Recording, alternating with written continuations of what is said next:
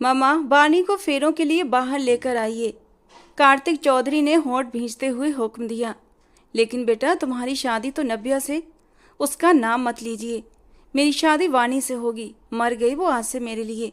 वो गुस्से के मारे इतनी जोर से दहाड़ा था कि वहां शादी में मौजूद लोग एक पल के लिए सहम उठे थे।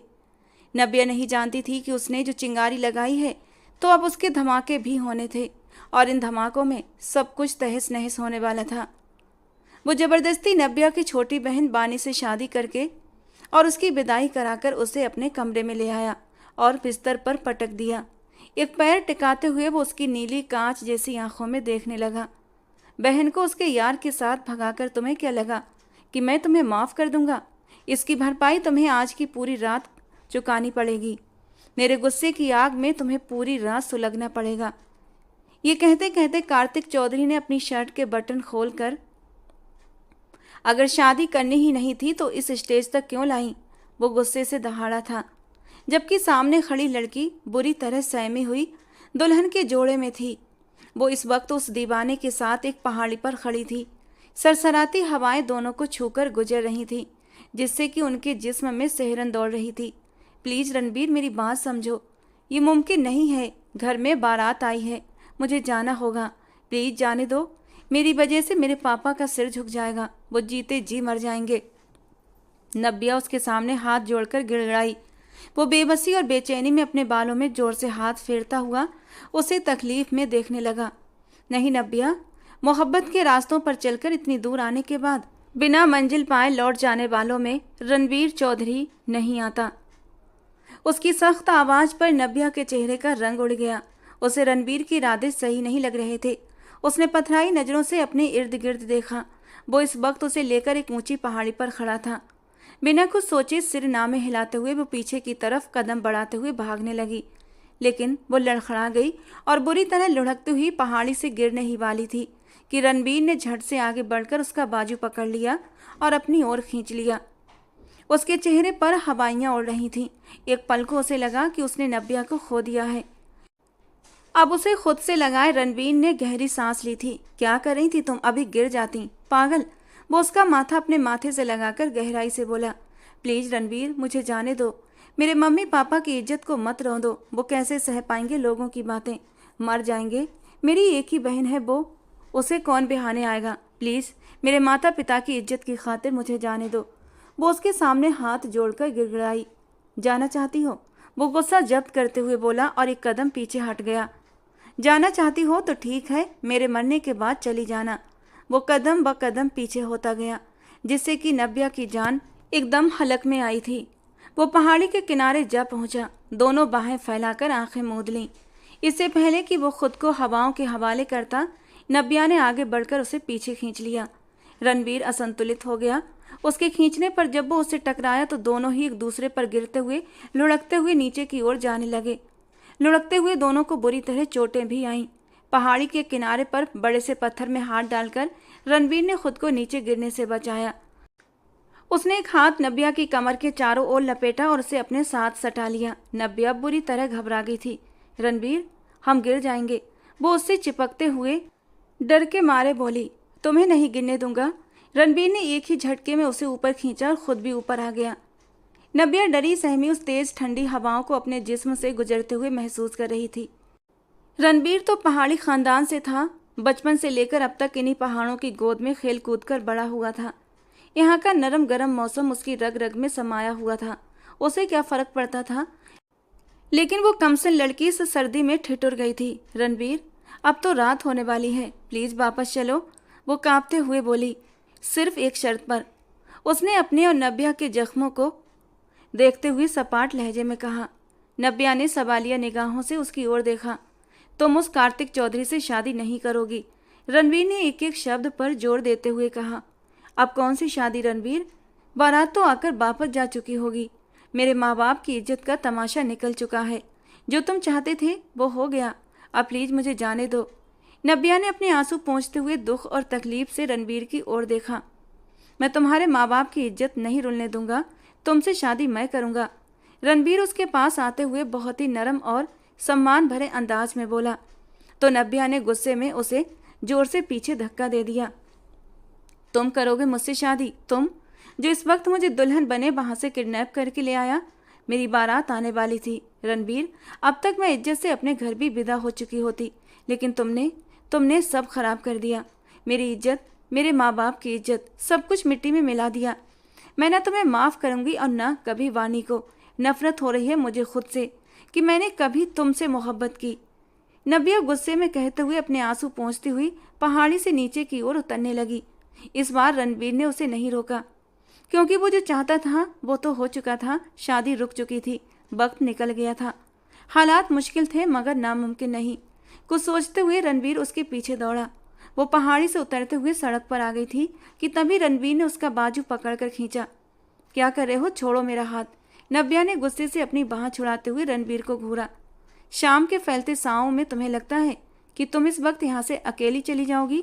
चलो मेरे साथ। रणबीर ने उसकी कलाई को कसकर थामते हुए अपनी गाड़ी की ओर बढ़ना शुरू कर दिया।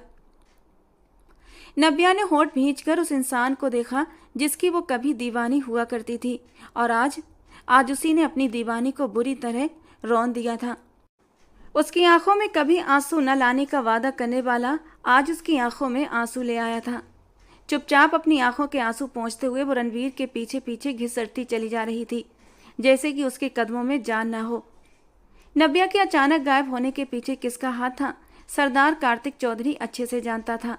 वो और उसकी माँ, जो इस वक्त चेहरा छुपाए खड़ी थी, दोनों एक दूसरे को देखने लगे। उनका मकसद अब बस उस राज को उजागर करना था जो अब तक छुपा हुआ था। अगर बड़ी बहन नहीं तो ना सही, छोटी तो थी ना। शादी तो आज ही होगी और हर हाल में होगी। इस ख्याल पर कार्तिक चौधरी ने अपनी माँ की ओर कदम बढ़ाते हुए अगला प्लान डिस्कस किया, तो वो हामी में सिर हिलाते हुए वहां से तुरंत गायब हो गई। उनके जाते ही कार्तिक चौधरी भी थोड़ी देर बाद बाहर आया। सारे मेहमान इकट्ठा थे। चौधरी परिवार की इज्जत की बात आ गई थी, लेकिन फिलहाल सब चौधरी कार्तिक चौधरी की वजह से चुप थे। वो जितना गुस्सैल और अपने फैसलों का खुद मालिक था, कोई भी काम उसकी मर्जी के खिलाफ नहीं हो सकता था। सब उसके हुक्म के इंतजार में थे। कार्तिक, हम सब तुम्हारा इंतजार कर रहे हैं बेटा, अपने फैसले से सबको अवगत करो। इशिका चौधरी ने कार्तिक चौधरी की ओर देखते हुए संजीदगी से कहा। अंकल, मुझे आपसे अकेले में बात करनी है। नव्या के पापा साहिल जी की ओर देखते हुए कार्तिक चौधरी ने गंभीरता से कहा, तो वो उसे लिए हुए एक कमरे की ओर बढ़े। उनके कंधे और सिर झुके हुए थे। आज उन्हें एहसास हो रहा था कि वो 2 बेटियों के बाप हैं, और बेटियों का बाप होना उनकी सबसे बड़ी कमजोरी साबित हुई थी। काश इससे अच्छा तो वो बे औलाद रहते। अंकल, एक बेटी तो आपकी भाग गई है, आपकी बनी बनाई इज्जत को रौंद कर। आपकी इज्जत के साथ साथ वो मेरी इज्जत पर भी दाग लगा गई है। आने वाले वक्त में अगर दूसरी भी भाग जाए तो बेहतर नहीं होगा कि आप उसे मेरे हवाले कर दें? आपकी इज्जत भी बच जाएगी और ये वक्त भी टल जाएगा, और मेरी इज्जत का थोड़ा सा भरम रह जाएगा। कार्तिक की बात पर एक पल को साहिल जी सन्न रह गए, लेकिन उन्हें कार्तिक की बात में दम नजर आया। और ऐसा हो सकता था, क्योंकि अगर एक बेटी भाग सकती है तो दूसरी भी भाग सकती थी।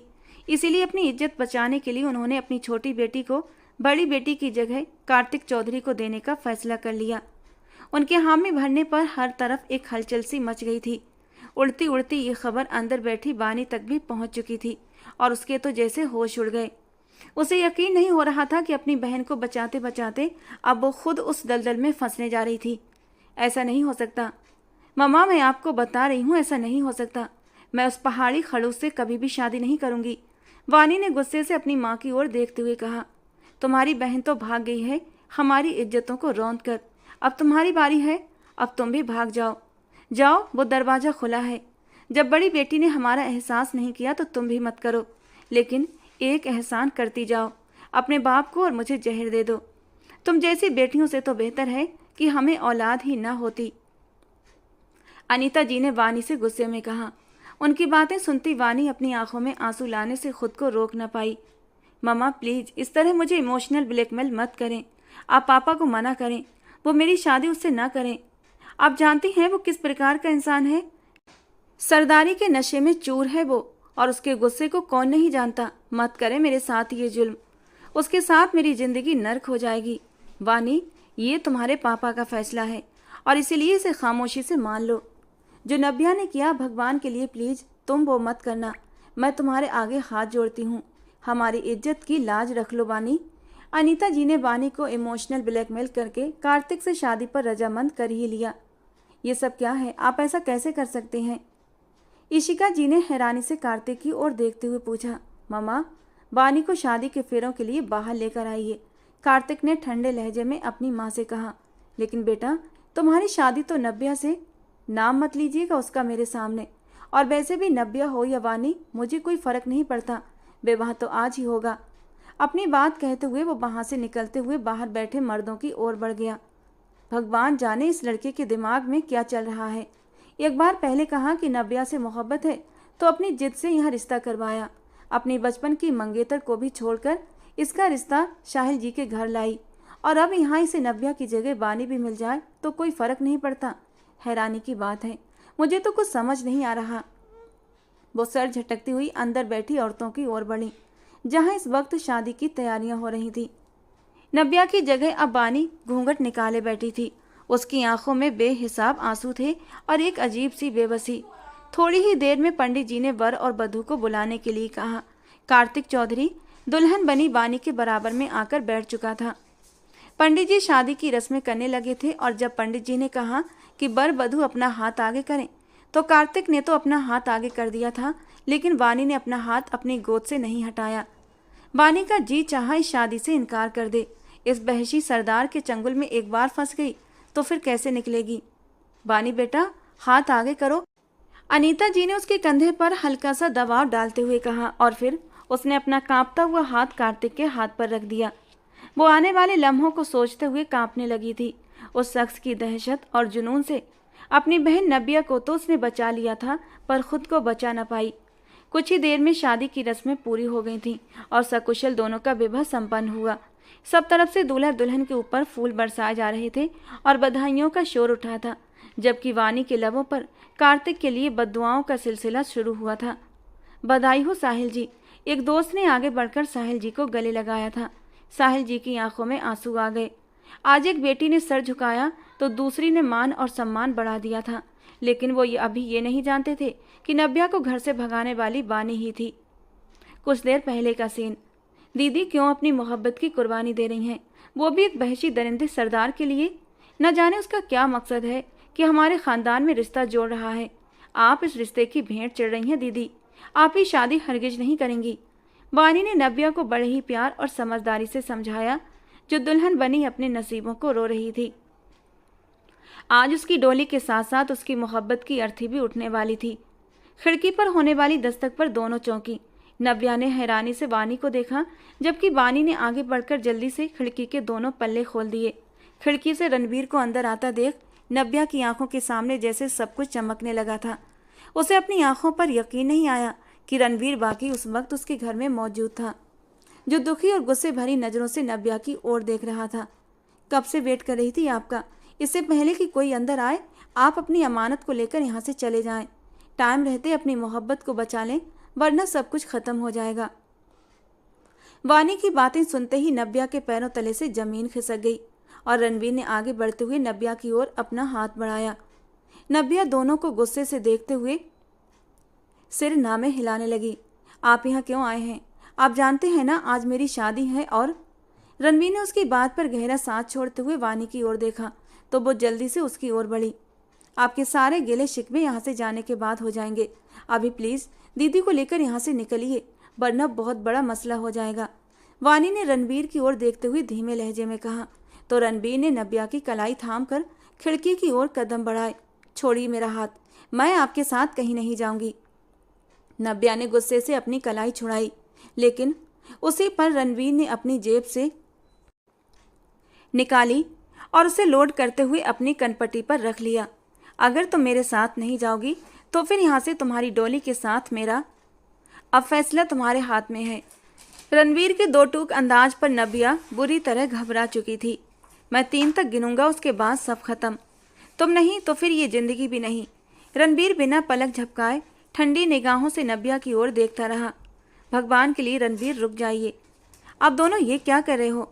बानी जानती हो पापा की इज्जत। एक अभी उसके शब्द मुंह में ही थे कि उसने रणवीर की ओर देखा जो काउंटिंग कर रहा था। इससे पहले कि वो गोली चलाता नब्या ने आगे बढ़कर उसका हाथ नीचे कर दिया।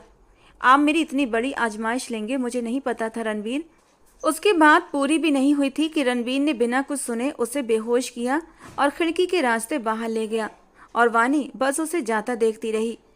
उन दोनों के जाने के बाद उसने दरवाज़ा खोल दिया और बहुत खामोशी से बाकी मेहमानों के साथ जा बैठी, जैसे अभी कुछ देर पहले कुछ भी ना हुआ हो।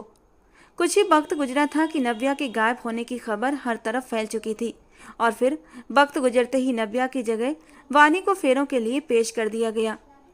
बहन को कुएं में गिरने से बचाते बचाते वो खुद उस कुएं में गिर गई। रणवीर के साथ वो अपने घर वापस आ रही थी। उसे पता था अब घर में सब कुछ खत्म हो चुका होगा, बारात आकर वापस भी लौट चुकी होगी, उसके माँ बाप की इज्जत का तमाशा बन चुका होगा और उसके साथ अब उसके घर में क्या सलूक होगा ये वो नहीं जानती थी। पर वो हर सजा के लिए तैयार थी, क्योंकि वो जानती थी उसने बहुत बड़ी गलती की थी मोहब्बत करके। अब उसकी सजा भी उसे भुगतनी थी। रणवीर ने जैसे ही खन्ना हाउस के पीछे वाली गली में गाड़ी रोकी, नब्या ने बहुत हिम्मत करके गहरी सांस ली और गाड़ी के दरवाजे के हैंडल पर हाथ रखा, लेकिन उसकी हिम्मत नहीं हो रही थी वो अपने घर में कदम रख सके। गहरा सांस छोड़ते हुए उसने अपना चेहरा दोनों हाथों में छुपाया और फूट फूट कर रो दी। रणवीर को उसका रोना तकलीफ दे रहा था, लेकिन इस वक्त अगर वो उससे हमदर्दी करता तो नब्या उसकी नरमी का नाजायज फ़ायदा उठा लेती। गुस्से से खुद ही बाहर निकलकर उसने नब्या को भी गाड़ी से नीचे उतारा तो वो बुरी तरह घबरा गई।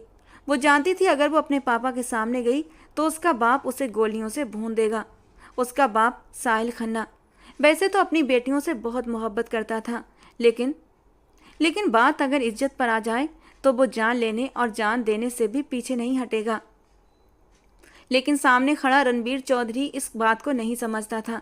वो उसका हाथ थामे उसके घर की ओर कदम बढ़ाने ही वाला था कि उसी पल उसकी नज़र कार्तिक और उसके साथ विदा होती घूंघट में उस लड़की की ओर उठी थी। वो दोनों गाड़ी में बैठे और गाड़ी आगे की तरफ बढ़ गई थी। वहीं नब्या और रणवीर के कदम जैसे जमीन में गड़ गए थे।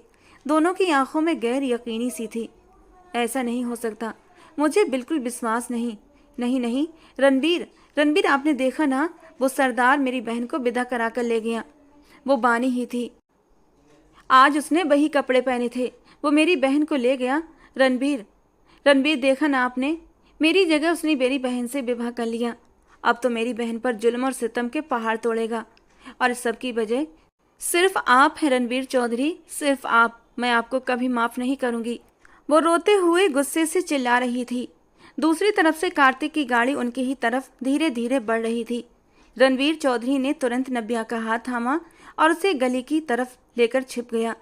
उसके मुंह पर हाथ रखकर उसकी सिसकियों को दबा दिया। गाड़ी उनके पास से ही गुजरी थी, जिसमें कार्तिक उसकी बहन को साथ लेकर जा रहा था और उस लम्हे नब्या का दिल किया कि वो खुद को ही ख़त्म कर दे। अगले ही पल उसके निकलते ही रणवीर चौधरी ने अपने इर्द गिर्द नज़र दौड़ाई और बहुत सावधानी से नब्या को वापस अपनी गाड़ी में बिठाया। छोड़ो मुझे, कहाँ लेकर जा रहे हो? मैं तुम्हारे साथ कहीं नहीं जाऊंगी। अब की बार उसकी बातों में गुस्सा ही नहीं, नफरत भी झलक रही थी। रणवीर ने उसकी बात को अनसुना करते हुए गाड़ी रिवर्स ली और उसके घर के अपोजिट रोड पर डाल दी, जबकि वो सिर्फ रोते हुए अपनी बहन के लिए दुखी हो रही थी। उसे वानी का दर्द खाया जा रहा था। वो जानती थी कि चौधरी लोग जब बात इज्जत की हो तो फिर किसी का लिहाज नहीं करते। बात उनकी इज्जत पर आ गई थी तो अब उसका बदला वानी से ही लिया जाएगा। वानी के बारे में सोचते हुए उसका पूरा जिस्म कांपने लगा था और उसका कांपना रणवीर चौधरी से छिपा न रह सका। उसने एक तीखी नज़र उसकी ओर डाली, लेकिन होंठ खामोश ही रहे। आज पहली बार एहसास हो रहा है कि मेरा बेटा नहीं है। भगवान बेटियां दे, ऐसी दे जो इज्जतों की सुरक्षा करे, ना कि इज्जतों को पैरों तले रौंद कर चली जाए। साहिल खन्ना सिर झुकाए बीबी के साथ बैठे अपने दिल का गम हल्का कर रहे थे। उन्होंने जिस दिल से वानी की विदाई की थी सिर्फ वही जानते थे। कार्तिक का रिश्ता नब्या के लिए आया था और वो नहीं चाहते थे कि वहाँ नब्या की शादी हो। लेकिन जब उन्हें ये कहा गया कि ये रिश्ता नब्या और कार्तिक दोनों की मर्जी से हो रहा है तो वो चुप हो गए और सरदार कार्तिक के खिलाफ ना जा सके और अपनी नब्या को उसके हवाले करने का सोच लिया। लेकिन अब नब्या के गायब होने के बाद जब सरदार कार्तिक ने वानी का हाथ मांगा तो उस पर वो बुरी तरह हकबका गए थे। उनका जी चाहा उसी वक्त इनकार कर दें, पर वो ना कर सके, क्योंकि उस वक्त उन्हें अपनी दोनों बेटियों की रक्षा करनी थी। एक तो उन्हें छोड़कर चली गई थी, दूसरी को वो खतरे में नहीं डालना चाहते थे। और सिर्फ चौधरी कार्तिक ही था जो उसकी रक्षा कर सकता था। मजबूरी में उन्हें वानी का विवाह कार्तिक से करना पड़ा, जबकि इसके पीछे वजह क्या थी कोई नहीं जानता था। चौधरी हवेली जहां रोशनी की बहार आई हुई थी, हर तरफ चिरागा किया गया था। चौधरी कार्तिक की दुल्हन आ रही थी हवेली में। पूरे गांव की चौधरायन, पूरे गांव की सरदारनी। इतने बड़े घूंघट में बानी के लिए चलना भी मुश्किल हो गया था। उसे कुछ भी दिखाई नहीं दे रहा था, जबकि उसे आगे से थामे हुए 2-3 नौकरानियां चल रही थीं। उसका जी चाहा सब कुछ उलट पुलट करके रख दे, लेकिन सब्र के घूंट पीकर रह गई। पहले वो खुद मुसीबत में पड़ गई थी, लेकिन उसे एक तसल्ली तो थी कि वो उसकी बहन को इस दलदल से धंसने से बचा गई थी। उसने अपनी बहन को बचा लिया है, उसकी मोहब्बत को बचा लिया है, और ये कितना सही था ये तो वक्त ही साबित करता। काफ़ी रस्में हुई जिनमें अच्छा खासा वक्त लग गया था। बानी की तो कमर ही अकड़ कर रह गई थी। शकुंतला, इधर आओ और सरदारनी जी को सरदार के कमरे में लेकर जाओ। अचानक से इशिका जी की आवाज़ कानों में पड़ी तो वानी एकदम से चौंक गई। मतलब अब उस देव मानुष के सामने डाला जाना था मुझे, जो अब उसे कच्चा चबा जाने वाला था। वानी ने दांत भींचे, लेकिन खामोश ही रही, और 2 नौकरानियां उसे चौधरी कार्तिक के कमरे की तरफ ले जाने लगीं। सावधानी से उसे बिस्तर पर बिठाते हुए उन्होंने खाने पीने का सामान भी उसके सामने रख दिया और बाहर निकल गईं। दरवाजा खुला और इशिका जी अंदर दाखिल हुई। बानी खन्ना, चौधरी कार्तिक से विवाह का फैसला करके तुमने खुद को बहुत बड़ी मुसीबत में डाल लिया है, क्योंकि चौधरी कार्तिक तुमसे नहीं नव्या से प्यार करता था, और उसी के लिए वो रिश्ता इस घर में गया था। लेकिन नव्या को तो तुमने भगा दिया, और बदले में कार्तिक का विवाह तुम्हारे साथ हो गया। खुद को कभी कार्तिक की बीवी समझने की गलती मत करना। तुम सिर्फ एक बदले में लाई हुई लड़की हो और कार्तिक के गुस्से का शिकार बनने वाली हो। तुम इस विवाह के लिए सोच समझकर हाँ करनी चाहिए थी। तुम अभी हम चौधरियों को नहीं जानती शायद, वरना इस विवाह के लिए कभी राजी न होती। खैर, अब तुमने जब ये विवाह कर ही लिया है तो इसका असर भी तुम पर ही पड़ेगा, और उम्मीद करती हूँ कि तुम्हारे कमरे की कोई बात बाहर नहीं निकलेगी। कड़े शब्दों में कहते हुए अपनी शॉल को झटका देती हुई वो दरवाजे की ओर बढ़ी थी। 1 मिनट सासू माँ, घूंघट हटाते हुए बानी ने उन्हें पीछे से पुकारा। उनके माथे पर बल पड़े। बानी बहुत आत्मविश्वास के साथ बेड से नीचे उतरते हुए उनके सामने आकर खड़ी हो गई।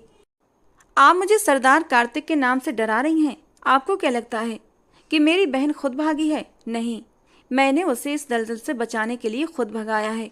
और आपको क्या लगता है, जो लड़की अपनी बहन को बचाने के लिए उसे घर से भगा सकती है, क्या वो अपने बचाव के लिए कुछ नहीं करेगी? किसी भ्रम में मत रहना सासू माँ। आप अभी बानी खन्ना को नहीं जानती, और जिस दिन जान जाएंगी ना, उस दिन पनाह मांगेंगी। वो 17-18 साल की लड़की इशिका चौधरी को चुनौती दे रही थी। कार्तिक चौधरी, जो एक गांव का ही नहीं बल्कि आसपास के गांव का भी सरदार था, वो एक सरदार की माँ थी, तो वो कैसे सहन करती? अपनी हद में रहो लड़की, अपनी हद से मत बढ़ो। ये ना हो तुम्हारी सजा में और भी बढ़ोतरी हो जाए, क्योंकि आज की रात जो सजा मेरा बेटा तुम्हें देने वाला है वो तुम्हारा नाजुक सा शरीर सहन नहीं कर पाएगा। तो बेहतर होगा मेरे बेटे को खुश करने की तैयारी करो, जिसने आकर तुम्हारे शरीर को ऐसी सजाओं से रूबरू कराना है कि तुम्हारी आत्मा तक कांप उठेगी। इशिका चौधरी की बात पर बानी का सांस एक पल के लिए गले में अटक सा गया था। सिर्फ एक ही तो डर था कि सरदार से खुद को कैसे बचाए, लेकिन सामना तो करना ही था हर हाल में। तो फिर डर कर करती या फिर बेखौफ होकर? करना तो था ही। आपके सरदार कार्तिक को टक्कर देने के लिए बानी खन्ना यहाँ मौजूद है, इसलिए बेफिक्र होकर जाएं। बानी की बात पर इशिका चौधरी ने भौं चढ़ाते हुए उसे देखा। चेहरे पर तंज भरी मुस्कान भी थी। कार्तिक चौधरी का गुस्सा तुम नहीं जानती। इस वक्त वो बहुत गुस्से में है। नव्या भाग गई, लेकिन जब से ये पता चला है कि उसकी सो कॉल्ड बीबी ने अपनी बहन को भगाया है, तुम्हारे साथ कितना बुरा हो सकता है सोचो। इशिका चौधरी उसे आईना दिखाती हुई चली गई। वानी का दिल अब बहुत तेजी से धड़क रहा था। माथे पर पसीने की छोटी छोटी बूंदें भी दिखने लगी थीं। उसने अपना दिमाग चलाना शुरू कर दिया। हर जगह निगाह दौड़ाई। आधुनिक और खूबसूरत स्टाइलिश का ये कमरा इस वक्त वानी का मुंह चिढ़ा रहा था। मुझे सरदार से खुद को बचाना होगा, लेकिन कैसे? वानी ने आगे बढ़ते हुए सारे ड्रॉर चेक करना शुरू कर दिए, ताकि उसमें से कुछ ऐसा मिल सके जिससे वो अपनी सुरक्षा कर सके। अचानक उसके हाथ में एक चीज लगी। उसकी आंखें चमक उठीं और उसी पल दरवाजा खुला। For God sake Navya, please रोना बंद करो। तुम्हारे ये आंसू मुझे तकलीफ दे रहे हैं। रणबीर चौधरी नब्या को अपने फार्म हाउस लेकर आया था और वो जब से आई थी लगातार बस रोए ही जा रही थी। तुमने बहुत बुरा किया है रणबीर, तुम्हारी वजह से हमारा पूरा घर बिखर गया। मेरी बहन उस निर्दयी दरिंदे के हवाले कर दी गई और तुम, वो निर्दयी दरिंदा है ये तुम जानती हो, इसके बावजूद तुम खुद को उसके हवाले कर रही थी। रणबीर ने उसे दोनों हाथों से पकड़ते हुए झंझोड़ कर पूछा। जिस तरह तुम्हें आज अपनी बहन की फिक्र हो रही है वैसे ही मुझे भी तुम्हारी फिक्र हो रही थी नब्या। मेरी मोहब्बत का थोड़ा सा तो ख्याल कर लेती, लेकिन नहीं। तुम्हें तो सिर्फ माँ बाप की इज्जत की फिक्र है ना? किसी की जान चली जाए तुम्हें क्या? गुस्से से झटका देते हुए उसने उसे छोड़ दिया कि वो सोफे पर जाकर गिर पड़ी। आज एक बात का एहसास हो रहा है रणबीर कि बेटियां सब कुछ करें लेकिन प्यार किसी से ना करें। उसके दुखी लहजे पर रणबीर ने तड़प कर उसकी ओर देखा। वो नब्या के दुख पर दुखी था, लेकिन लाख कोशिश के बावजूद भी वो उसका दुख कम नहीं कर पा रहा था। तुम अब यहीं रुकोगी? ऊपर साइड पर एक कमरा है, वहां जाकर चेंज करना है तो कर लो। सुबह होते ही तुम्हारी और मेरी शादी होगी और इस बार मैं किसी भी तरह की कोई बात नहीं सुनूंगा। रणबीर की बात पर नब्या का जी चाहा उसका मुंह नोच ले। इतना सब कुछ हो जाने के बाद भी वो अभी भी उसकी सुई शादी पर ही अटकी हुई थी। कभी नहीं रणबीर, मैं मर जाऊंगी लेकिन तुमसे शादी कभी नहीं करूंगी। जो मेरे साथ तुमने किया है ना, उसके बाद तो बिल्कुल भी नहीं। नब्या गुस्से से उठती हुई उसे चैलेंजिंग अंदाज में बोलते हुए कठोर लहजे में कहती हुई उंगली उठा गई और उसका ये उंगली उठाकर रणबीर की तरफ वार्न करना रणबीर के अंदर अंगारे से भर गया। उसकी बही उंगली पकड़कर मरोड़ते हुए कमर की तरफ उसकी बाजू ले जाते हुए झटके से उसे खुद के करीब किया। तकलीफ से नब्या की आंखों में आंसू बहने लगे। नब्या, मुझे मजबूर मत करो कि मेरे अंदर का शैतान जाग जाए। बहुत प्यार और मोहब्बत से पेश आ रहा हूँ तो इसे ऐसे ही रहने दो, क्योंकि मेरा दूसरा रूप तुम सहन नहीं कर पाओगी। और आगे से रणबीर पर उंगली उठाने की भूल मत करना। तुम्हारी जगह अभी कोई और होता तो अब तक उसका हाथ टूट चुका होता। झटके से उसे छोड़ते हुए वो पीछे हट गया था। नब्या की उंगली हाथ दर्जे तक लाल हो चुकी थी। तकलीफ की तीव्रता से उसकी आंखों में आंसू निरंतर बहते चले जा रहे थे। रणबीर ने अपने घने बालों में हाथ फेरते हुए अपने अंदर उठती उत्तेजना पर काबू पाने की कोशिश की। नब्या लगातार उसके सब्र का इम्तिहान ले रही थी, जो उसके लिए सांसों से भी ज्यादा जरूरी हो चुका था। आगे बढ़ते हुए उसका हाथ नरमी से थामने की कोशिश की तो नब्या ने गुस्से से अपना हाथ झटकते हुए पीछे कर लिया और रणबीर की ओर से मुंह फेर लिया। रणबीर अपनी मुट्ठियां कसकर बंद करते हुए वहां से बाहर चला गया। जब तक वो उससे शादी नहीं कर लेता तब तक वो उस पर किसी भी तरह का हक जताना नहीं चाहता था। भले ही वो उससे मोहब्बत करता था, लेकिन उसके पास एक जायज रिश्ते से ही आना चाहता था। कार्तिक चौधरी जैसे ही अंदर दाखिल हुआ तो बानी को मिरर के पास खड़े पाया। हाथ उसने पीछे की ओर बांधे हुए थे। कार्तिक चौधरी की तेज नजरों ने पल भर में ही उसका सिर से लेकर पांव तक गहरी नजरों से जायजा कर लिया था। कमरे को लॉक करते हुए वो उसकी ओर बढ़ा। वहीं रुक जाइए सरदार, मेरे करीब मत आइए। वानी ने अपने कदम पीछे की ओर बढ़ाते हुए सरदार कार्तिक चौधरी को एक छोटी सी धमकी दी, लेकिन सामने सरदार कार्तिक था, जो ना किसी से डरता था और ना किसी के आगे झुकता था। सामने खड़ी लड़की उससे पूरे 10 साल छोटी थी और उसे धमका रही थी। उसके धमकाने पर सरदार कार्तिक ने एक आड़ी भौं उठाते हुए उसकी ओर गहरी नजरों से देखा। कमरे में आने से पहले जो बातें उसे बताई गई थीं, उसके बाद वो वानी को किसी भी तरह की छूट देने के मूड में नहीं था, लेकिन यहाँ उसका अंदाज कुछ और ही था। तुम सरदार कार्तिक को धमका रही हो? सरदार कार्तिक ने उसकी ओर बढ़ते हुए ठंडे लहजे में कहा। बिल्कुल नहीं कार्तिक चौधरी, आपको धमका नहीं रही, सच में वार्न कर रही हूँ। मेरे करीब मत आइएगा वरना जान से जाएंगे। अच्छा, तो बानी खन्ना आज सुहागरात में अपने दूल्हे को मौत की सजा देने वाली है? कैसे? मेरी सांसें चुराकर या फिर मेरे जुनून को सहकर? सर्द और गुस्से भरे लहजे में कहते हुए कार्तिक चौधरी ने बेहिचक उसकी ओर कदम बढ़ाए। बानी पीछे होते हुए दीवार के साथ जा लगी।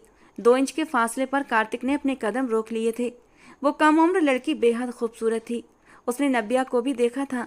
नब्या का बेदाग हुस्न और उसकी मासूमियत भी ऐसी थी कि लोगों का दिल धड़का देती थी, लेकिन सामने खड़ी लड़की भी सौंदर्य में अनुपम थी। उसके दोनों तरफ हाथ रखे उसने उसकी सांसों की हलचल को महसूस किया और एक पल के लिए उसकी आंखों में खो गया। इसी दौरान बानी ने हाथ में पकड़े तेज धार चाकू से उस पर वार किया, लेकिन वार खाली गया, क्योंकि कार्तिक चौधरी पहले से ही तैयार था। वो उसके हाथ पर मारने ही वाली थी, लेकिन सरदार ने उसकी कलाई को मजबूती से पकड़ लिया। उसके हाथ में पकड़ा तेज धार चाकू नीचे गिर चुका था। वानी की नीली आंखों में अब डर की लहर लहराई। उसने सामने खड़े व्यक्ति के अंदर का शैतान जगा दिया था। अब न जाने वो उसके साथ क्या करने वाला था। कार्तिक चौधरी ने उसकी कलाई से पकड़कर उसे बिस्तर पर जोर से पटक दिया। बिस्तर पर एक पैर टिकाकर वो उसकी नीली कांच जैसी आंखों में देखने लगा। बहन को उसके यार के साथ भगाकर तुमने क्या सोचा था कि मैं तुम्हें माफ कर दूंगा? कार्तिक चौधरी के स्पष्ट शब्दों पर वानी का सांस घुट गया। इसका मतलब था इशिका चौधरी ने अपने बेटे को सब कुछ बता दिया था। तो अब डरने की बात नहीं थी। अब तो या तो मरना था या फिर मार देना था। हाँ, मैंने भगाया था उसे क्योंकि आप उसकी मोहब्बत के बीच में आ रहे थे। वो किसी और से मोहब्बत करती थी और आप उससे उसकी मोहब्बत छीनना चाहते थे। इसीलिए मैंने उसे उन दोनों को मिलवा दिया। बहुत अच्छा। तुम जानती हो मैंने तुमसे ये विवाह क्यों किया था? इसी बात की सजा देने के लिए। तुमने सरदार कार्तिक चौधरी की होने वाली बीवी को भगाया, उसकी इज्जत के साथ खेला, पूरे गांव में उसे बेइज्जत कर दिया। अब सरदार कार्तिक चौधरी तुम्हारे साथ क्या करने वाला है तुम सोच भी नहीं सकती। जानती हो तुम कैसे एक सरदार औरत से बदला लेता है? वो उसे डरा रहा था। हाँ जानती हूँ कैसे लेते हैं तुम लोग बदला। तुम लोगों के जंगलीपन और दहशत को अच्छे से जानती हूँ। और आज आप बदला लेंगे मुझे तकलीफ पहुँचाकर, मेरे वजूद को नोच नोच कर, मुझे दर्द देकर, मेरी आत्मा तक को घायल करके आप बदला लेंगे। वानी गुस्से से खड़े होते हुए उसके सामने आकर उसकी आंखों में गहरी नफरत के साथ खड़ी हो गई। लेकिन उसने आंसू नहीं गिरने दिया, उसने पलकें भी नहीं झपकने दी। ये लड़की मजबूती से खड़ी कार्तिक की आंखों में आंखें डालकर सब कुछ कह रही थी। और फिर अगले ही पल उसने अपने सिर से कामदार आंचल उतार कर दूर फेंक दिया। एक पल को बालों में खिंचाव से उसके होंठों से सिसकी निकली थी, लेकिन उसने सब कुछ सह लिया। कार्तिक टकटकी लगाए उसे देखे जा रहा था। एक पल के लिए उसे समझ न आया कि वानी करना क्या चाहती है। अगले ही पल वो अपने सारे जेवर उतार कर एक और रखने लगी। अब उसका हाथ अपने ब्लाउज की डोरियों पर था। ब्लाउज की डोरियां खोलते वक्त उसके हाथ कांपे थे, मगर वो जरा भी नहीं हिली। जैसे ही डोरियां खुली वो कंधों से सरकते हुए नीचे गिरने लगा। वानी ने आंखें बंद कर लीं और वो अपने तन से उतारकर उसे फेंक चुकी थी। सरदार कार्तिक उसकी इस हरकत को देखते हुए अपने होठों का एक कोना दांतों के नीचे दबा गया। अगले पल उसने अपने लहंगे की जिप पर हाथ बढ़ाया था और आंखें मूंद कर उसे नीचे सरका दिया। वो गहरी सांसें भरती हुई सरदार कार्तिक को उकसा रही थी, उसके दबे हुए जज्बातों को हवा दे रही थी, उसे अपनी ओर खींच रही थी। उसकी आंखों से आंसू टूट कर गालों पर बहते जा रहे थे। कार्तिक ने उसे जोर से बेड पर धक्का दिया। अगले ही पल वानी की आंखें खुल गईं। उसने अपने सामने कार्तिक को अपनी कलाई से घड़ी उतारते देखा तो उसके गले में गांठ से उभर कर गायब हो गई। फिर उसने कार्तिक को अपनी शर्ट उतारकर दूर फेंकते देखा। वो अपनी सांसें रोककर कार्तिक की मजबूत काया को देखती हुई पीछे की ओर सरकने लगी, लेकिन कार्तिक चौधरी ने और उसकी कोशिश नाकाम कर दी। उसका सर तकिए पर गिरा। उसने सहमी हुई निगाहों से कार्तिक को देखा, जो उसकी ओर गहरी नजरों से देख चुका था। बहुत खूबसूरत हो तुम। सरदार कार्तिक चौधरी की बीवी बनने के काबिल तो तुम ही थी। बेबाक भी हो, निडर भी हो। मुझे तुम जैसी लड़कियां ही पसंद हैं। I like your style when you removed. वो उसके ऊपर झुकते हुए गंभीर अंदाज में बोल रहा था। वानी ने अपनी आंखें कसकर बंद कर लीं। वानी ने बेडशीट को मुट्ठियों में जकड़ लिया, लेकिन इस बार उसकी सांसों में गहरा कंपन था, जो उसकी खूबसूरत नरम धड़कनों की ताल में मिलकर उसे और भी हसीन बना रहा था। उसकी शिद्दत को सह पाना वानी के बस की बात नहीं थी। वो सही कह रहा था।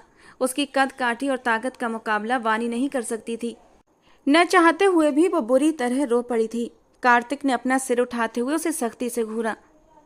खुद को मेरे सामने इतने खूबसूरत अंदाज में पेश करके तुमने सरदार को खुद बहकाया है। अब ये आंसू क्यों? वो उसके आंसुओं को अपनी उंगलियों के पोरों से पोंछता हुआ नरम लहजे में बोला, एकदम से एक मेहरबान और प्यार करने वाले इंसान की तरह। मुझे डर। वो कुछ कह नहीं पा रही थी। अभी तो जरा सी सख्ती भी नहीं की तुम पर, और ये हाल है तुम्हारा। और चली थी सरदार को जीतने, खुद को मुझे सौंप कर। कार्तिक की बात पर वो उसके सीने पर हाथ मारते हुए फिर से उसके जज्बातों को उकसा रही थी। सरदार कार्तिक ने उसके हाथों को किनारे करते हुए उसकी उंगलियों में अपनी उंगलियां फंसा दी और उसे खुद में खो देने की कोशिश करने लगा। सुबह होते ही रणवीर ने अपना कहा सच कर दिखाया और तुरंत शादी की रस्में पूरी करके नव्या को अपने कमरे में ले आया। नव्या बिल्कुल चुप थी, जैसे उसे किसी बात से कोई फर्क ही न पड़ रहा हो। रणबीर ने उसके चेहरे को अपने हाथों के प्याले में भरा, मगर फिर भी उसने कोई प्रतिक्रिया नहीं दी। नव्या, मेरी तरफ देखो। मेरी मोहब्बत को तुम यूं नज़रअंदाज नहीं कर सकती। यही मेरी मोहब्बत है कि आज तुमसे शादी की है और जिंदगी की आखिरी सांस तक तुम्हें पलकों पर बिठाकर रखूंगा। वो जज्बातों से भरे लहजे में कहता हुआ उसके नरम होठों पर झुका था। ये पहला स्पर्श था जो उसे रणबीर से आज मिला था। लेकिन नव्या ने न कोई साथ दिया न कोई जवाब। नव्या का ये ठंडा अंदाज रणबीर को गुस्सा दिला गया। रणबीर ने गुस्से में पीछे हटते हुए अपना रुख दूसरी ओर मोड़ लिया। क्या चाहती हो तुम? बता दो मुझे, वो गुस्से से फुनकारा। एक पल को नव्या सहम गई, लेकिन अगले ही पल उसका डर गायब हो गया। मैं क्या चाहती हूँ और क्या नहीं, अब इन बातों का कोई मतलब नहीं। आपने मुझसे शादी कर ली, मुझे पा लिया, मुझे हासिल कर लिया। अब जो करना है करिए। मैं आपको कुछ भी करने से नहीं रोकूंगी, लेकिन याद रखिएगा, आपने शादी एक जिंदा लड़की से नहीं बल्कि एक बेजान वजूद से की है, जिसकी आत्मा, जिसके जज्बात सब कुछ खत्म हो चुके हैं। न दिल बचा है न मोहब्बत, बस एक जिस्म बाकी है। चाहिए हो तो ले लीजिए। उसके सख्त लफ्जों पर रणबीर जैसे करंट खाकर पीछे हटा। तुम्हें लगता है कि मैंने तुमसे शादी तुम्हारा ये पाने के लिए की है? बहुत सही सोचा। मेरी मोहब्बत का तो यही अंजाम होना चाहिए था। ठीक है, अब तुम्हें मैं कभी नहीं छूंगा। चलो मेरे साथ, वो उसे सर्द लहजे में कहते हुए आगे बढ़ा। कहाँ ले जाना चाहते हैं आप? वो तड़क कर बोली। वहीं जहाँ तुम जाना चाहती थी। तुम्हें दुख है ना कि तुम सरदार कार्तिक की पत्नी बनकर उसकी हवेली में नहीं गई, सरदारनी नहीं बन सकी। अब तुम्हें वहीं ले जाता हूँ ताकि तुम्हारी अधूरी ख्वाहिश भी पूरी कर सकूं। वो हर शब्द को चबा चबा कर बोलता फिर से आगे बढ़ा। पागल हो गए हैं? क्या बोल रहे हैं? वो लोग मार डालेंगे आपको भी और मुझे भी। वो उसके पीछे जाती उसका बाजू पकड़कर उसे अपनी ओर मोड़ गई। रणबीर ने बहुत आराम से अपना बाजू उसके हाथ से छुड़ा लिया। अच्छा है, एक साथ जी तो नहीं सकते, लेकिन मर ही जाएंगे। तुम्हें मौत से डर लग रहा है क्या? तुम अपनी बहन को उस दरिंदे से बचाना नहीं चाहती? रणबीर की बातें नव्या के सिर से ऊपर से जा रही थीं। वो ये सब बातें क्यों कर रहा था? चलो मेरे साथ, बिना किसी सवाल के। मैं नहीं चाहता कि तुम्हारी कलाई पकड़कर तुम्हें जबरदस्ती ले जाऊं। बेहतर है तुम खुद चलो मेरे साथ। अब की बार उसका लहजा बेहद सख्त था। सुबह का सूरज चौधरी हवेली के लिए बहुत बड़ी खुशखबरी लेकर आ रहा था। अपने पहलू में सोई उस छोटी सी नरम नाजुक सी लड़की को देखते हुए सरदार कार्तिक के लबों पर मुस्कान सी खिल उठी। वो उसी की शर्ट पहने उसके बाजुओं में बेखबर सो रही थी। रात को बड़े बड़े दावे करने वाली वो छोटी सी लड़की सरदार कार्तिक की जरा सी शिद्दत पर निढाल हो गई थी। आंखें मीचे रात के लम्हों को याद करते हुए कार्तिक के चेहरे पर बार बार एक हसीन मुस्कान सज रही थी। आंखें खोलते ही पहलू में लेटी उस हसीन दोशीजा का वो एक ही रात में दीवाना हो गया था। उस हुस्न की मलिका ने अपने हुस्न के जलवे बिखेर कर सरदार कार्तिक को सब कुछ भुला दिया था। पहले उसका मकसद कुछ और था, लेकिन इस वक्त वो बानी के हुस्न के आगे खुद को पूरी तरह बेबस महसूस कर रहा था। सच ही कहते हैं, जन और जमीन इंसान को कहीं का नहीं रहने देती, और अगर सरदार कार्तिक से पूछा जाता तो वो इन्हीं तीनों में से सबसे पहले जन का नाम लेता। बानी का रुख दूसरी ओर था और वो गहरी नींद में थी, लेकिन कार्तिक का दिल एक बार फिर से उसकी तलब के लिए मचल उठा था। उसकी गर्दन पर अपनी सांसों की तपिश छोड़ते हुए आंखें बंद किए उसकी खुशबू को महसूस करता हुआ वो शिद्दत से उसके ऊपर फिर से छाने लगा था। नींद में किसी का स्पर्श महसूस करते हुए बानी ने कसमसाकर पीछे हटना चाहा, लेकिन धीरे धीरे कार्तिक की गिरफ्त सख्त से सख्त होती जा रही थी। उस हट्टे कट्टे मजबूत मसल्स के मालिक कार्तिक चौधरी को दोबारा से अपने पास आते देखकर बानी बुरी तरह घबराई थी। रात भर वो उसकी शिद्दतों को सहती रही थी कि अब उसका जिस्म बुरी तरह टूट रहा था। एक बार फिर वो अपनी शिद्दतों के साथ उसके करीब आ रहा था और उसकी हालत तो मरने जैसी हो रही थी। प्लीज रुक जाइए, वो उसे अपनी गर्दन में मुंह छुपाए देखती बेख्तियार बोल उठी। क्या हुआ? बस इतनी सी हिम्मत थी? एक ही रात में तुम्हारा ये हाल है? अभी तो पूरी जिंदगी पड़ी है। हर रात तुम्हें ये मोहब्बत की जुनूनियत सहनी पड़ेगी। आदत डाल लो, वो सर्द लहजे में कहता उसके गाल पर अपने दांतों से। नहीं प्लीज, नहीं है हिम्मत मुझ में। मैंने कल से कुछ भी नहीं खाया। मुझ में इस वक्त बिल्कुल भी। उसकी आंखों में आंसू आ गए थे जो कार्तिक को बेहद बुरे लगे। उसे तो उस लड़की का निडर अंदाज भाया था और अब वो रो रही थी। उसकी संगत के डर से वो रो रही थी।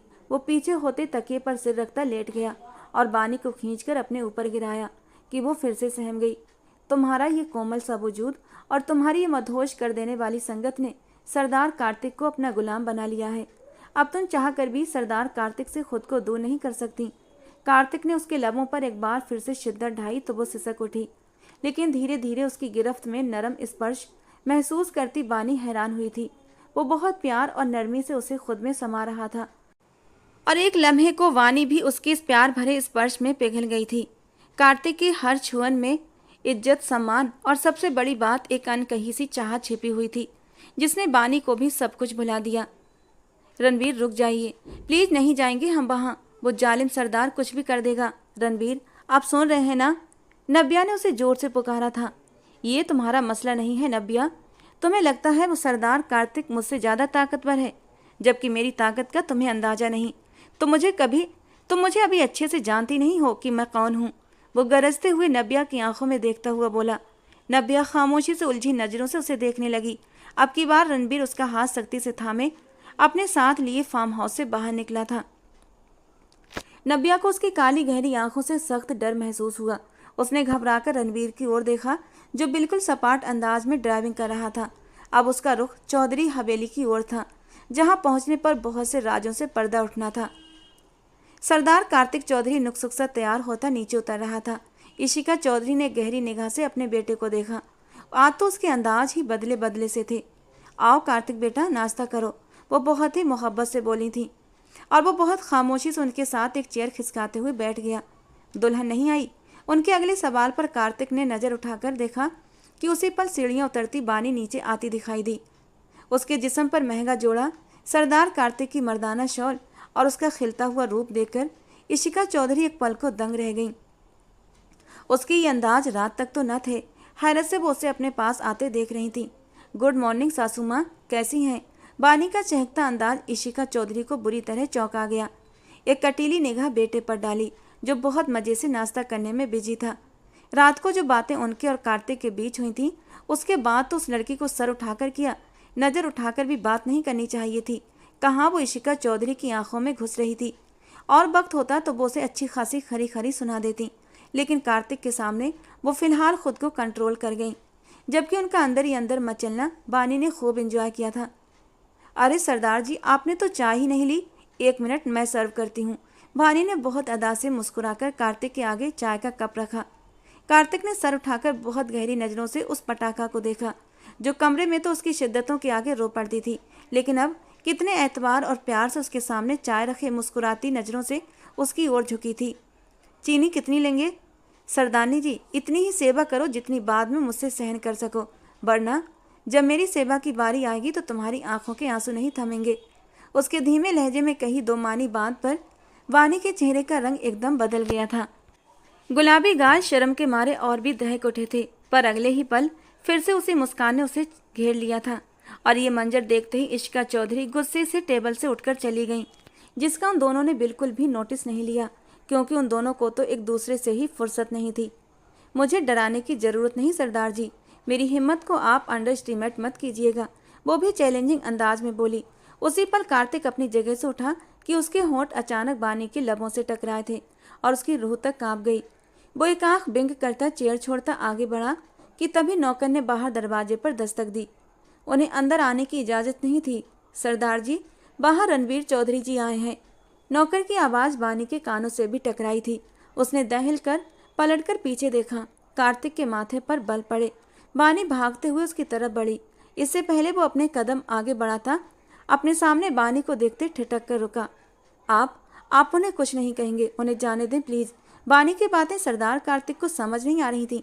क्या कहना चाहती हो? तुम्हारा रणवीर चौधरी से क्या संबंध है? कार्तिक को सिर्फ इतना बताया गया था कि नब्या अपने यार के साथ भाग गई है, लेकिन वो रणवीर है ये नहीं बताया गया था। उसकी गर्माहट पर बानी का सांस हलक में अटक गया। आप बस मेरी बात सुने, आप रणवीर? बानी कार्तिक चौधरी। उसकी बात पूरी होने से पहले ही कार्तिक ने उसे बाजू से पकड़कर झंझोड़ा। तुम्हारी जबान पर किसी गैर मर्द का नाम भी आया तो जान ले लूंगा तुम्हारी। वो जितने गुस्से से दबा दबा बोला था, बानी का सांस रुक गया। वो किस कदर गुस्से वाला और जुनूनी था। रात को उसकी शिद्दतों से बानी को अच्छा खासा यकीन हो चुका था, लेकिन जब उसे ये पता चलेगा कि उसकी होने वाली बीबी नब्या उसी रणवीर के साथ भागी थी, तो वो उन लोगों के साथ क्या सलूक करेगा। वो बाहर की तरफ बढ़ा ही था कि रणबीर चौधरी दरवाजे पर दस्तक देता एक औरत के साथ अंदर हॉल में दाखिल हुआ और बानी के तो रोंगटे ही खड़े हो गए। रणबीर नव्या को लेकर चौधरी हवेली आया था। इतनी बड़ी गलती वो कैसे कर सकता था। बानी को तो अपने पैरों पर खड़ा रहना मुश्किल हो गया। लड़खड़ाकर पास खड़े सरदार कार्तिक के बाजू थामकर सहारा लिया। सरदार कार्तिक ने रुख पलटकर वानी को देखा, जिसके चेहरे पर हवाइयां उड़ रही थीं, पर सरदार कार्तिक उतने ही सुकून भरे अंदाज में खड़ा था, जैसे सामने खड़े दो लोगों से उसे कोई फर्क नहीं पड़ता। क्यों आए हो? सरदार कार्तिक का लहजा बेहद सर्द था, जबकि नव्या उतनी ही घबराई हुई थी। बात करना चाहता हूँ। रणबीर सरदार कार्तिक के करीब हुआ। इतनी देर में इशिका चौधरी नीचे आती दिखी। ये यहाँ क्या कर रहा है? उनका रौब और दबदबा देखकर वो दोनों पीछे मुड़कर उन्हें देखने लगे। आप किसकी इजाजत से दो भाइयों के बीच में बोल रही हैं? कार्तिक चौधरी ने सर्द लहजे में उनसे पूछा तो उसी लम्हे नव्या और बानी ने हैरत से उन्हें देखा। भाई? नव्या ने रणबीर की तरफ देखा। इसको तुम भाई कहते हो, जो तुम्हारा सबसे बड़ा दुश्मन है, दूसरी औरत का बेटा है। अभी के अभी निकालो इसे यहाँ से, वो दबे दबे गुस्से से चिल्लाई, जबकि कार्तिक ने होंठ भींचते हुए उन्हें देखा। वो भाई सौतेला है, लेकिन आप तो मेरी सगी माँ थी ना, फिर आपने मेरा इस्तेमाल क्यों किया? कार्तिक ने सख्त लहजे में उनकी तरफ मुड़ते हुए कहा। क्या एक बार भी नहीं सोचा कि जब हकीकत खुलेगी तो क्या होगा? कार्तिक के लहजे में दर्द और तकलीफ साफ लिखी थी। रणबीर चौधरी ने भी दुखी निगाहों से सामने खड़ी उस औरत को देखा, जिसने इन सबको अच्छी तरह घुमाकर रख दिया था। कार्तिक, ये क्या कह रहे हो तुम? मैंने कुछ गलत नहीं किया बेटा। एक तुम ही तो हो मेरी लाइफ का मकसद, मेरे जीने की वजह। तुम मुझ पर कैसे शक कर सकते हो? वो उसे इमोशनली बोलती फिर से तकलीफ से दो चार कर गई। यही तो दुख है मुझे लगा आप मेरी सगी माँ है, मेरी जिंदगी, मेरी सब कुछ, और मैं आपके लिए सबसे महत्वपूर्ण हूँ। लेकिन आंखें खुल चुकी हैं मेरी ममा, आप सिर्फ एक धोखा हैं। अपने बदले की खातिर आपने न सिर्फ रणबीर का इस्तेमाल किया, बल्कि मुझे भी उसी चक्कर में उलझा दिया। आपने एक ऐसा गेम खेला जिसमें सबकी जिंदगियां उलझ कर रह गई हैं। कहानी में आगे अतीत की हकीकत।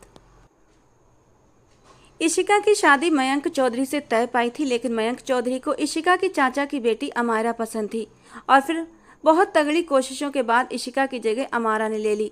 शादी हुई, लेकिन औलाद की खुशी से भगवान ने अमारा को दूर रखा। दूसरी तरफ इशिका की जहां शादी हुई वहां वो ज़्यादा वक्त न बसी और तलाक लेकर वापस आ गई। उसका ध्यान फिर से मयंक चौधरी पर जा ठहरा। मयंक चौधरी को भी अमारा में अब दिलचस्पी कम होने लगी थी, और इसकी सबसे बड़ी वजह शायद ये थी कि बच्चा न होने के गम में अमारा दुखी और हमेशा बीमार सी रहने लगी थी। धीरे धीरे उसने अपने ऊपर ध्यान देना छोड़ दिया था, जिससे कि उसके चेहरे की रौनक खत्म हो चुकी थी। हमेशा का हुस्न परस्त मयंक चौधरी को इशिका ने अपने हुस्न के जल्बों में ऐसा उलझाया कि वो उसे शादी करके चौधरी हवेली ले आए। अमारा पर तो ये सब कुछ पहाड़ बनकर टूटा, लेकिन वो सब्र कर गई। इशिका ने आते ही पूरी चौधरी हवेली में अपनी हुकूमत डाल दी। मयंक चौधरी भी अब उसके गुण गाने लगे, और अपने कमरे पर भी इशिका चौधरी को ही सारा हक दे दिया। और फिर जब पता चला कि वो माँ बनने वाली है, तो अमारा का वहाँ अस्तित्व ही बेकार हो गया।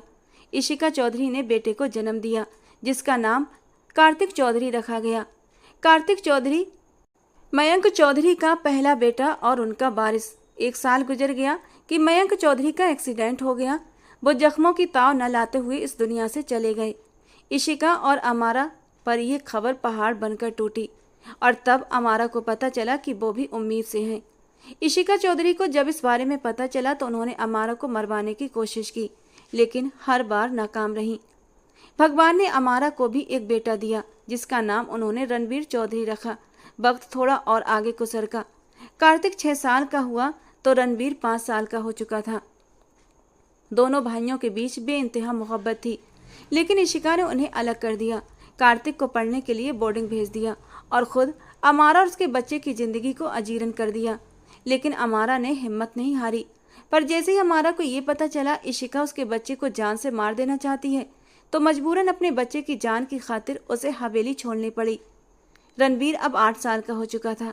वो अपने बेटे को लेकर हवेली छोड़ गई और अचानक ही रातों रात गायब हो गई। 20 साल गुजर जाने के बाद वो मंजरे आम पर आई थी, लेकिन इशिका नहीं जानती थी कि इतना वक्त वो कहाँ रही। दोनों ने अपने अपने बेटों को मजबूत और ताकतवर बनाया। इशिका चौधरी ने कार्तिक का ब्रेन वॉश करते हुए उसे रणवीर चौधरी के खिलाफ इस्तेमाल किया, लेकिन रणवीर की परवरिश करने वाली अमारा थी। माँ बाप के और पति के इस दुनिया से चले जाने के बाद उनका ठिकाना उनकी कजन का घर था। उनकी कजन ने उनकी भरपूर मदद की, उन्हें छत दी और उन्हें छुपा कर रखा। जब अमारा को पता चला इशिका दिल की नफरतों को अब बच्चों पर उंडेलने लगी है, तो उन्होंने कार्तिक चौधरी से मिलने का फैसला किया और फिर उससे मिलकर उसे सारी हकीकत बता दी। कार्तिक चौधरी तो ये सब सुनकर यकीन ही नहीं कर पाया था, लेकिन उसने फिर अपनी माँ की आजमाइश की और वो बाकी झूठी निकली। और तब एक बहुत बड़े राज से भी पर्दा उठा। इशिका चौधरी ने बदले की भेंट नब्या और बानी की माँ अनीता खन्ना को भी बनाया। वही अनीता खन्ना अमारा की बहुत अच्छी दोस्त हुआ करती थी और वो अमारा और उनके बेटे रणवीर चौधरी की हर मुमकिन मदद भी किया करती थी, लेकिन अपने पति साहिल खन्ना से छुपकर। और उन्होंने अमारा को सबक सिखाने के लिए अनीता खन्ना को निशाना बना लिया। अनीता जी की 2 बेटियां थीं। अनीता खन्ना के पति साहिल खन्ना को डराने के लिए उन पर फायरिंग भी करवाई गई ताकि वो डर जाएं और अमारा का बदला अनीता और उसके परिवार से लेने के लिए कार्तिक के दिल में बहुत सारी बातें भी डाल दी। और वो माँ के कहने पर नब्या का रिश्ता भी ले गया, लेकिन नब्या का रिश्ता अमारा अनीता से अपने रणवीर के लिए मांग चुकी थी। लेकिन अनीता खन्ना ने इशिका चौधरी की धमकियों में आकर नब्या का रिश्ता खत्म करके कार्तिक चौधरी को दे दिया। इसके लिए अमारा ने ही अनीता को कहा, रणवीर का नब्या को लेकर भागना बानी को लगा उसकी प्लानिंग है, लेकिन ये सारी प्लानिंग अमारा ने की थी, रणवीर और कार्तिक चौधरी के साथ मिलकर। कार्तिक चौधरी ने खुद अपनी ही शादी से अपनी दुल्हन नब्या को भगाया था ताकि इशिका चौधरी को सबक सिखा सके। इशिका चौधरी को लगा सारी साजिश उसने रची है और वो इन सबको अपने जाल में उलझा रही थी, जबकि कार्तिक ने अमारा के साथ मिलकर नब्या की जगह बानी को मांग लिया। कार्तिक चौधरी तो बहुत पहले से जानता था रणवीर और नब्या एक दूसरे से मोहब्बत करते हैं। वो उनके बीच से चुपचाप हट गया और बानी को ब्याह कर ले आया। अब इशिका चौधरी को लगा एक तीर से 2 शिकार होंगे। एक तरफ नब्या भाग गई, उसका बदला कार्तिक चौधरी वानी से लेगा, और दूसरी तरफ नब्या जब पकड़ी जाएगी तो उसे भी सजा मिलेगी। यूँ सारे दुश्मनों को चारों खाने चित कर देंगी। पर वो ये नहीं जानती थी कि अपने बिछाए जाल में वो खुद ही बुरी तरह फंस जाएंगी। कैसी नफरत है आपकी मामा, जो ख़त्म होने का नाम नहीं ले रही। कौन सा बदला लेना है आपने अमारा मासी से? उनकी जगह आपने ले ली, उन्हें इस हवेली से निकाल दिया। इस सब के बाद भी आपको शांति ना आई तो आपने उन्हें मारने की प्लानिंग की। जब वहाँ भी कामयाब ना हो पाई तो उनकी सहेली और उसके परिवार को निशाना बनाया। सभी को मार दें आप, शायद तब आपके गुनहगार दिल को शांति आ जाए। कार्तिक चौधरी की बात पर इशिका चौधरी ने नम आंखों से बेटे को देखा। घृणा और बदले की आग में वो वाकई इतनी अंधी हो गई थी कि बेटे को भी भूल गई थी। कार्तिक, मेरे बेटे, नहीं हूँ मैं आपका बेटा। कार्तिक ने उनका हाथ झटका। मेरी माँ इतनी बेरहम और जालिम नहीं हो सकती। कई बार मुझे लगा अब आपको रोक लूँ, अब आपको कुछ गलत ना करने दूँ, लेकिन मैं चुप हो गया। मैं आपकी आखिरी हद देखना चाहता था कि आप किस हद तक गिर सकती हैं, और आप तो। कार्तिक ने दुखी होते हुए चेहरा मोड़ा। उसी पल अमारा जी अपनी सहेली अनीता खन्ना और उनके पति साहिल खन्ना के साथ अंदर आई। ममा, बानी बेख्तियार आगे बढ़ते हुए अनीता जी के गले लग गई। नब्या तो बस देखे जा रही थी। उसे डर लग रहा था कि वो माँ के गले लगी तो माँ उसे धुतकार न दे, लेकिन अनीता जी ने नब्या के लिए भी अपनी बाहें फैलाईं तो वो रोते हुए माँ के गले लग गई। रो नहीं नब्या, रणवीर ने तुमसे शादी हमारी मौजूदगी में की है। अचानक से अमारा की बात पर नब्या ने हैरानी और सवालिया अंदाज से अपनी माँ की ओर देखा, जिन्होंने हाँ में सिर हिलाते हुए अमारा की बात की पुष्टि की। हम बाहर मौजूद थे, रणवीर के पास। साहिल खन्ना ने भी नब्या के सिर पर प्यार से हाथ फेरते हुए कहा। इशिका चौधरी सबको एक साथ देखती सिसक पड़ी। वे सब दुश्मन थे और आज उनका बेटा भी दुश्मनों की लिस्ट में खड़ा था, पर वो ये नहीं जानती थी कोई उनका दुश्मन नहीं था। अपनी दुश्मन वो खुद थी। अमारा आगे बढ़ते हुए उनके मुकाबले आई। और कितना गिरेंगी आप? मेरे पति को मुझसे दूर कर दिया, उन पर अपना कब्जा जमा कर इस हवेली में आ गई। इस हवेली पर भी कब्जा कर लिया और हमें निकाल दिया। मेरी सहेली और उसकी बेटियों का भी इस्तेमाल किया, और अभी आपका दिल नहीं भरा तो आपने मुझे और रणवीर को मारने के लिए किलर को हायर कर लिया। मुझे तो बस अफसोस होता है आपकी सोच पर, तरस आता है आप पर। अमारा ने सिर नामे हिलाते हुए अफसोस से कहा, ममा अभी भी वक्त है, प्लीज़ संभल जाइए और मत करें इतनी नफरत कि एक वक्त ऐसा आए आपके पास आपका बेटा भी ना रहे। कार्तिक, ऐसा मत कहो, माँ मर जाएगी तुम्हारे बिना। वो उसके दोनों हाथ थाम गई। मुझसे नहीं, आपको अमारा मासी से माफ़ी मांगना चाहिए। आपकी नफरत और जलन के सबसे ज़्यादा भेंट वही चढ़ी हैं। उसकी बात पर इशिका चौधरी ने अमारा को हाथ जोड़कर माफ़ी मांगी तो उन्होंने दिल बड़ा करते हुए उन्हें माफ़ कर दिया। चलो रणबीर बेटा, बहू को लेकर बाहर आओ, हमें अब जाना है, अमारा ने संजीदगी से कहा। अमारा, तुम कहीं नहीं जाओगी। ये हवेली जितनी मेरी है उतनी ही तुम्हारी भी है, तुम्हारा भी पूरा हक है।